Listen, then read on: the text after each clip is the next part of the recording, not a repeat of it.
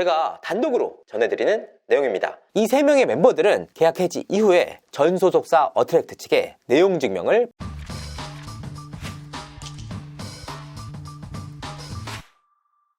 시청자 여러분 안녕하세요.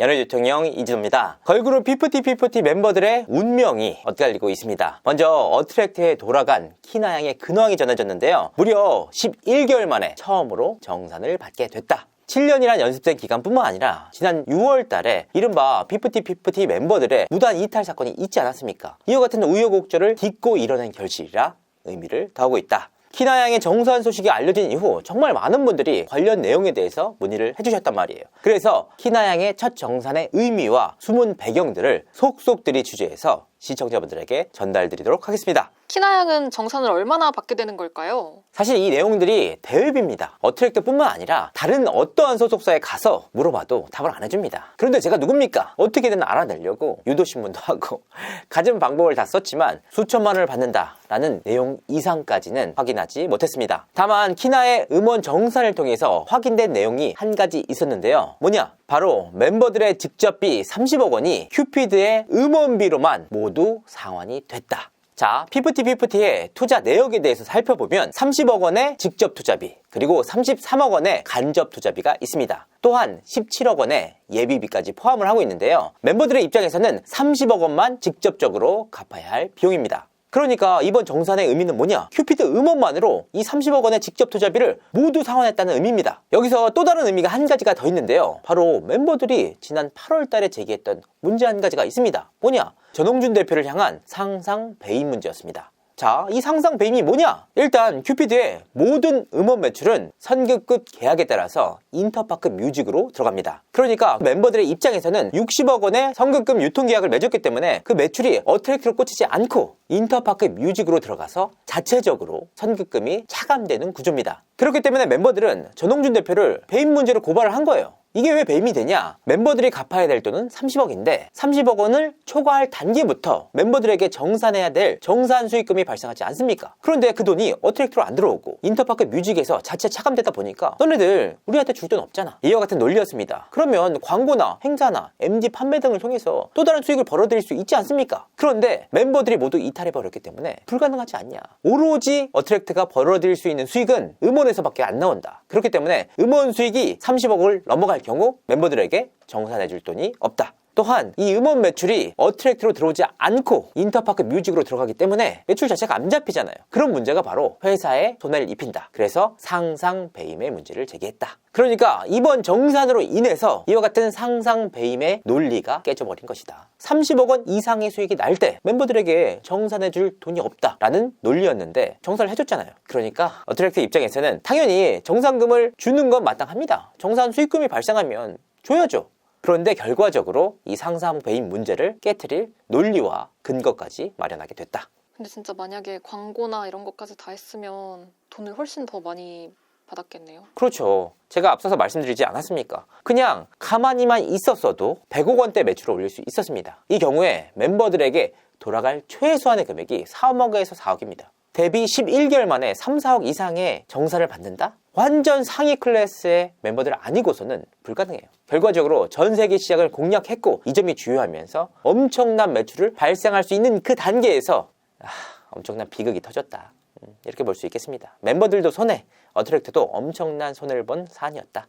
그럼 키나의 반응은 좀 어땠을까요? 사실 키나의 복귀 장면은 눈물 없이는 못 볼 광경이었다고 합니다. 키나 역시 울었지만 전홍준 대표 역시 눈물로 키나를 맞이했다. 그리고 키나는 복귀 이후에 오며 가며 소속사 식구들을 만날 거 아니에요. 근데 볼 때마다 너무나도 죄송하고 미안한 마음에 고개를 숙이고 있다고 합니다. 그래서 소속사 식구들도 키나가 너무나도 미안해하고 매일같이 눈물을 흘리다 보니까 키나야 더 이상은 이제 미안하다는 말 안 해도 된다. 과거에 연연하지 말고 우리 진짜 미래 제대로 한번 해보자 라고 계속해서 달래고 있다고 합니다. 키나 역시 본인도 속죄하는 마음으로 매일같이 연습실을 찾아서 피나는 연습을 하고 있다. 그럼 시오, 세나, 아란에게도 정산이 이루어질까요? 당연히 아닙니다. 이 세 사람에 대해서는 계약 해지에 대한 책임 문제 탓에 위약금 문제와 위약벌 문제가 발생하고 있지 않습니까? 그래서 이 사안을 법무법인 광장이 맡고 있습니다. 일단 위약금과 위약벌이 멤버들에게 정산을 해줘야 될 돈보다 훨씬 더 많단 말이에요. 그래서 이 문제가 해결되기 전까지는 정산이 이루어지지는 않을 전망입니다.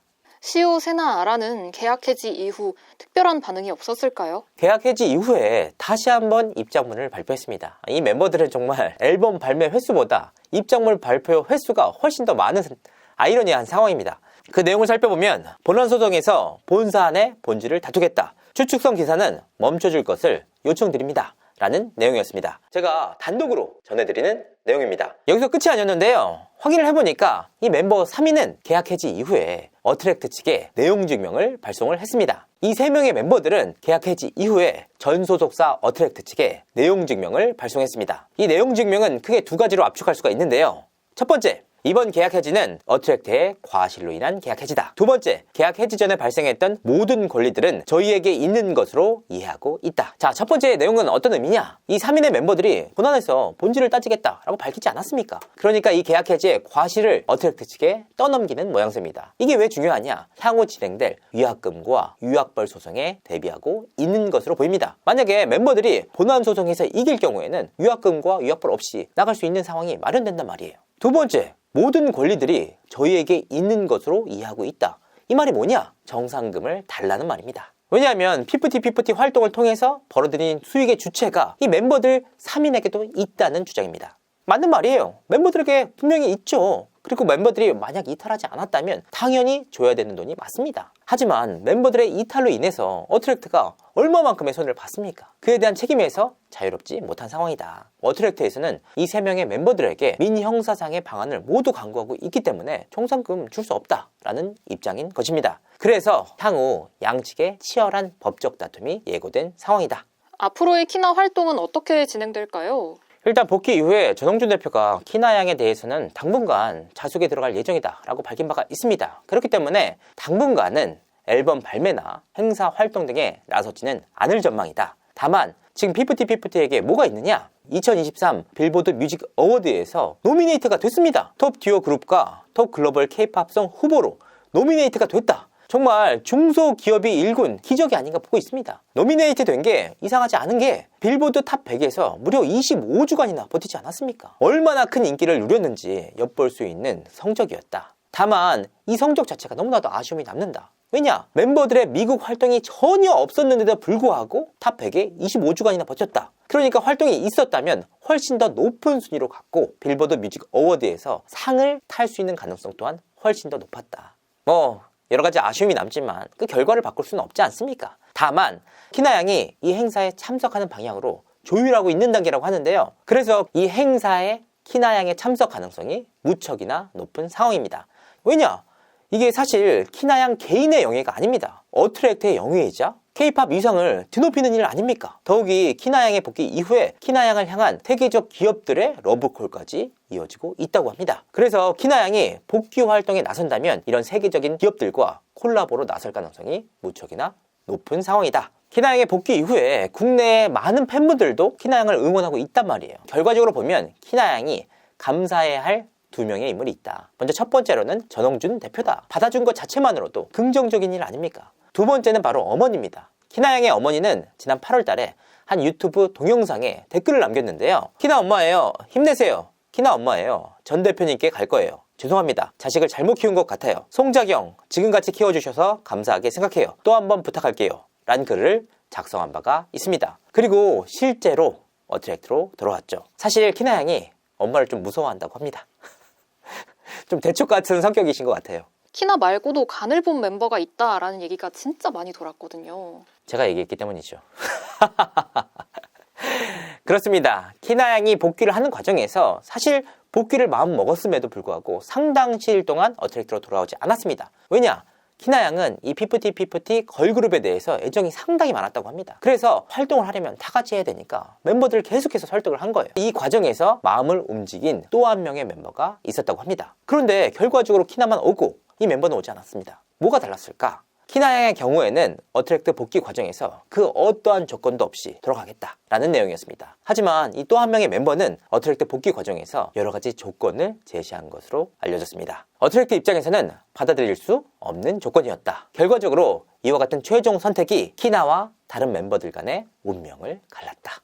자, 오는 19일날 빌보드 뮤직 어워드가 진행될 예정입니다. 이 행사의 수상자 발표는 온라인을 통해서 진행이 됩니다. 그러면 미국까지 갈 필요가 없는 게 아니냐? 아닙니다. 현지에서는 레드카펫 등의 행사가 진행될 예정이라고 합니다. 홀로 우뚝성 키나가 과연 레드카펫 무대에 설 수 있을지 귀추가 주목됩니다. 이상으로 이진호였습니다.